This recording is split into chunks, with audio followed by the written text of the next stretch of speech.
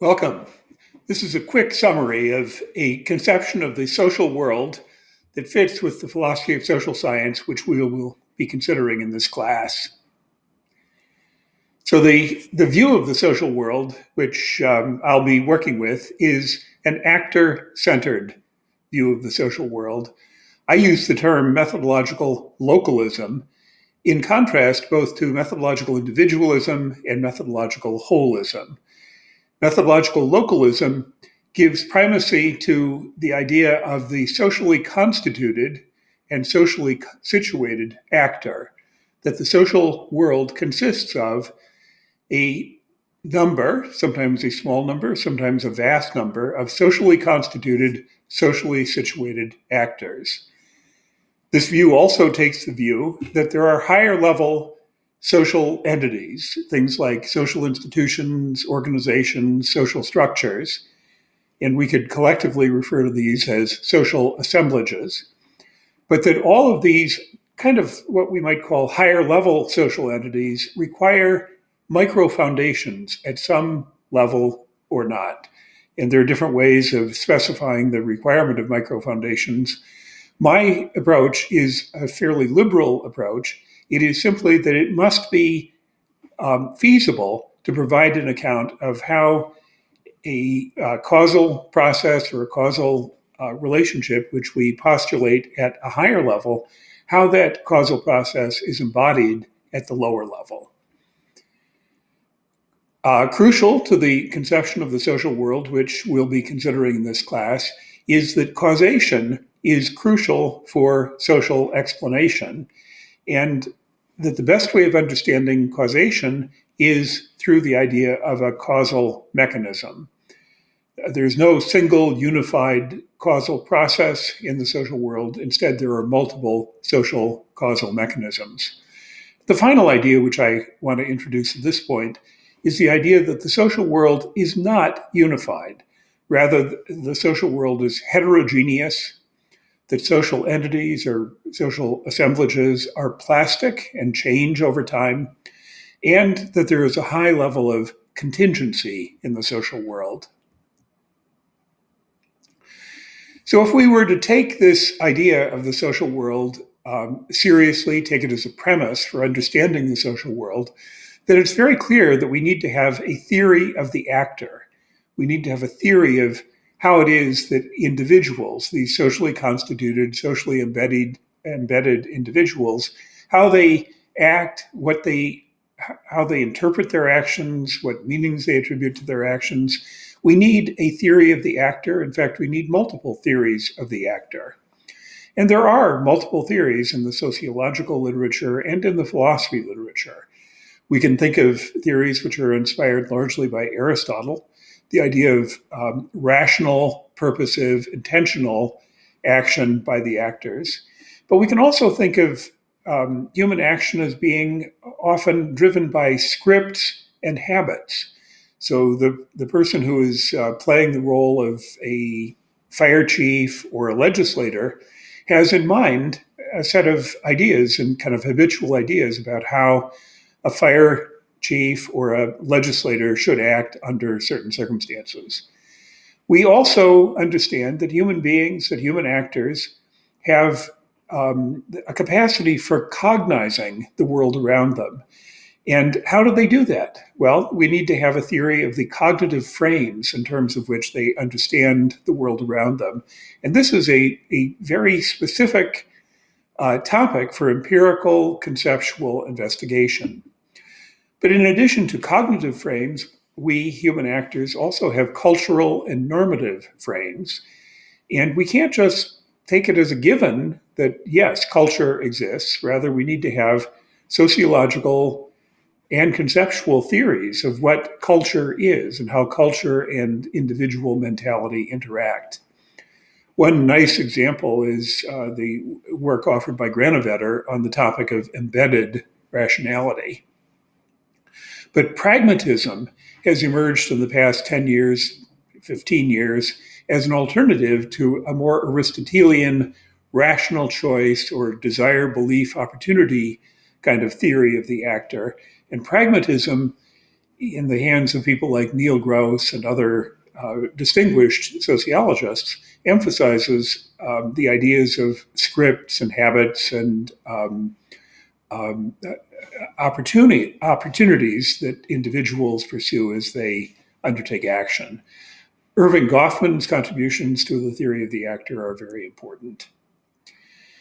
It is one thing which distinguishes the idea of methodological localism from methodological individualism is that we take social interaction as being really fundamental to the social world.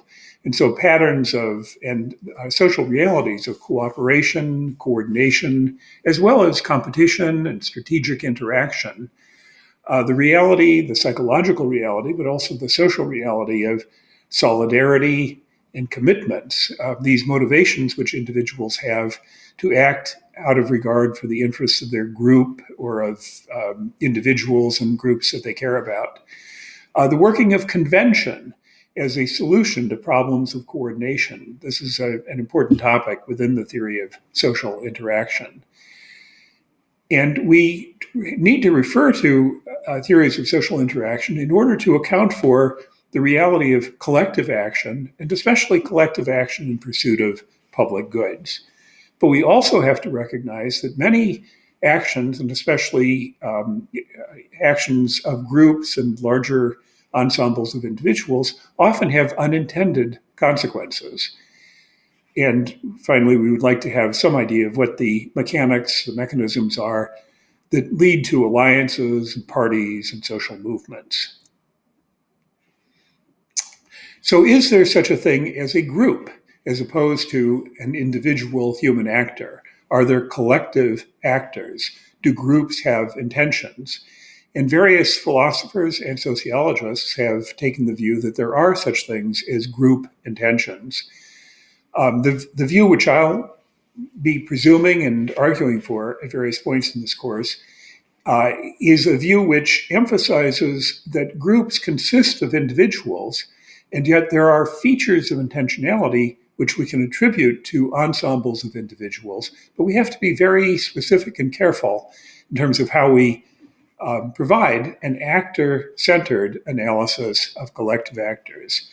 Work which I particularly admire, a body of work, comes from List and Pettit and their theories of group agency. Margaret Gilbert has written for a long time on the importance of social facts as opposed to individual facts. Contentious politics is an especially interesting and important example, maybe more important than it appears, because we might think that contentious politics is really all about civil war and collective action.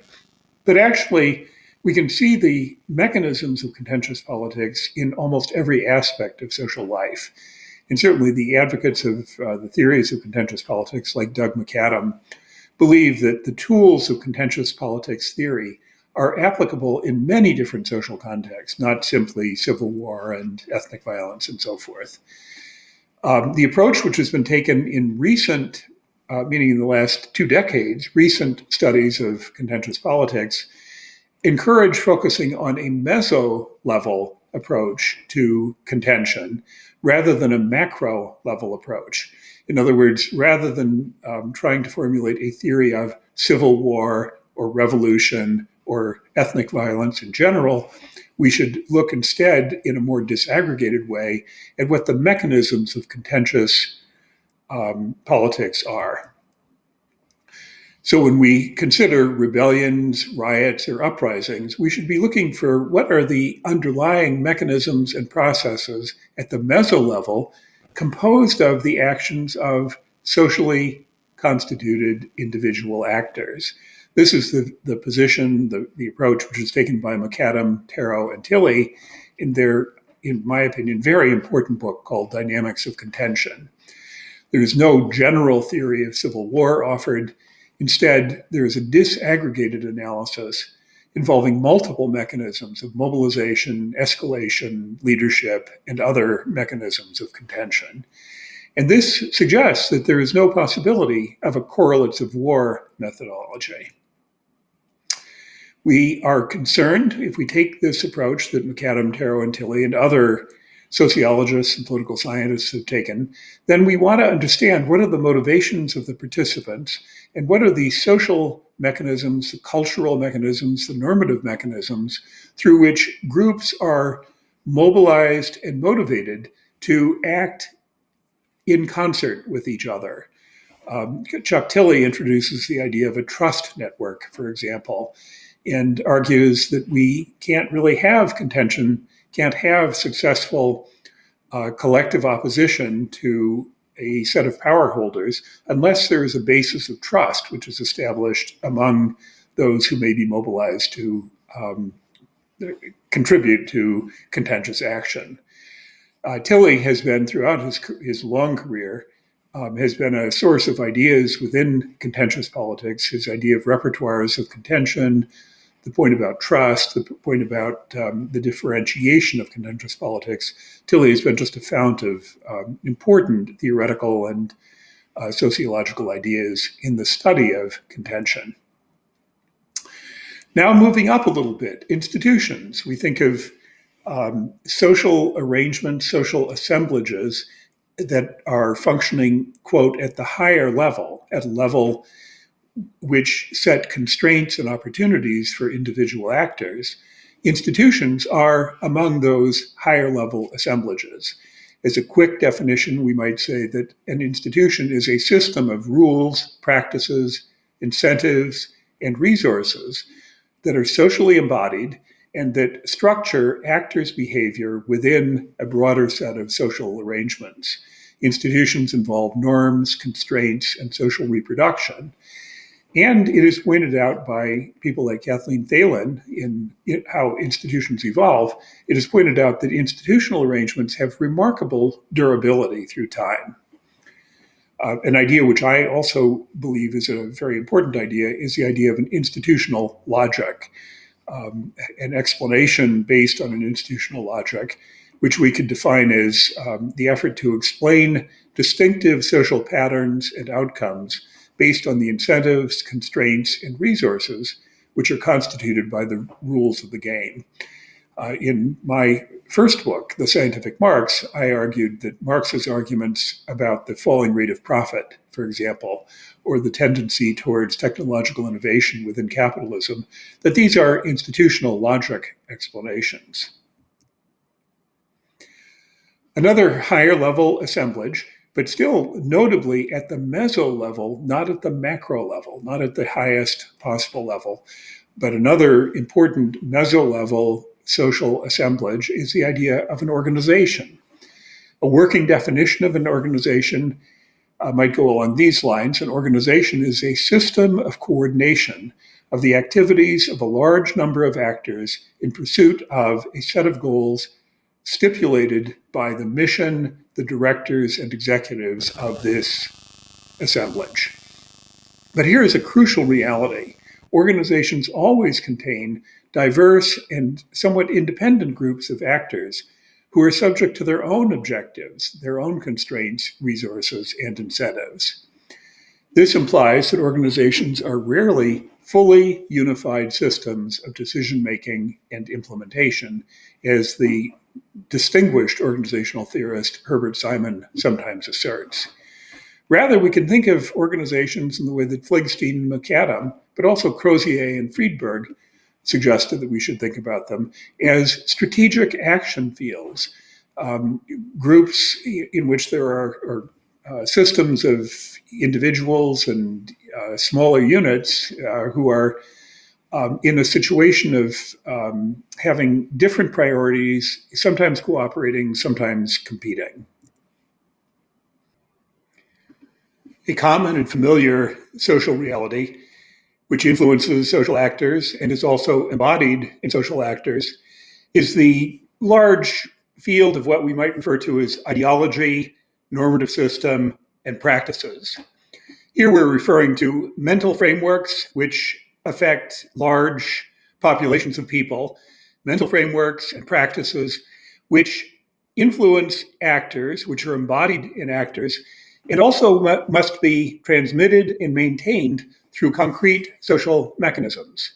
it would be a huge mistake of social theorizing to imagine that ideologies are, or normative systems or systems of practice like winemaking, are self-fulfilling, self-continuing. Rather, there must be concrete social practices, social institutions and arrangements through which an ideology or a normative system is maintained and conveyed to the next generation. It's also clear that social and material power is influential in the construction and transmission of ideologies and norms and social practices. Power, the power which individuals have in virtue of their position within a system of property relations or a system of media relations. Power allows individuals to influence the content and the dissemination of ideologies and normative systems. Furthermore, we should absolutely expect heterogeneity across the population with respect to ideologies, normative systems, and practices. We should expect this exactly because the methods and the mechanisms of transmission which convey an ideological system across space and across time, those systems are themselves fallible and prone to differentiation over time.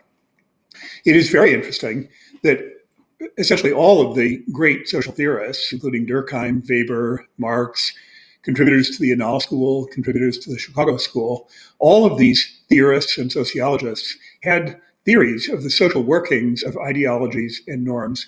And for each of them, it is possible to tell a kind of micro-foundational, actor-centered story of how those normative and ideological systems work.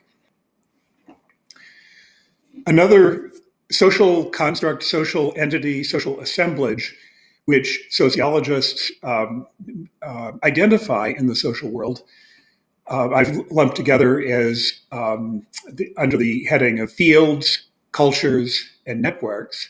And here again, power is an important aspect of this conjunction of sociological arrangements and factors. Bourdieu introduced the idea of field, and we could think of Bourdieu's idea of field as a network of individuals, institutions, and social groups within which social tasks, power, and individual intentions and goals are mediated. Culture can be thought of as an ensemble of meanings, norms, habits, and ways of thinking about the world that, again, are concretely transmitted and that serve to mediate individual actors and groups in their performance of social and individual purposes. And social networks are linked systems of individuals related by specified types of connection, information transfer, friendship, financial relationships, and so forth, through which action and information are mediated. At what we might refer to as the highest level of social assemblage, we have the idea of large structures. These we could define as social arrangements on a large and geographically, demographically distributed scale that structure, constrain, facilitate, and motivate actors and groups.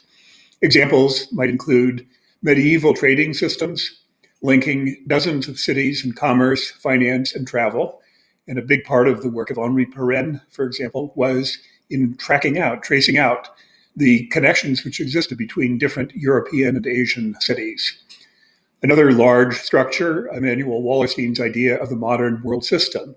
And again, the empirical and historical work that goes into identifying the specific concrete relationships and social interactions which constitute the nuts and bolts, the substance of this global structure. Marx's conception of the capitalist mode of production is another example of a putative large structure. But equally, Weber's conception of the Protestant ethic as a pervasive set of individual and religious values that influence material actions by individuals in a particular historical setting. This too can be looked at as a large structure. But consistent with the actor-centered approach, the micro-foundational approach that I'm taking throughout this course, claims about the powers of large structures, the characteristics of large structures, these claims must be supported by accounts of micro-foundations, accounts of how these putative structures work in a laminated way, a kind of an orderly way, and sometimes a hierarchical way across groups of individuals. We can close now. We've kind of walked from the individual level through social relationships, through patterns of interaction, to institutional arrangements, to organizations, to ideologies and fields and large social structures. In other words, we've kind of looked at the social world through the lens of actor-centered social arrangements, but in a hierarchical way, ranging from the most local to more meso-level and eventually macro-level social arrangements, social structures, social entities. But I'll close with this idea. Is it possible to make use of a flat social ontology, a social ontology that does not have a laminated or hierarchical view of the social world? Can we do an adequate job of describing social processes in a way that only refers to actors and their concrete social relationships to other actors and possibly groups of actors? Thank you. That's a lightning tour through this particular way of thinking about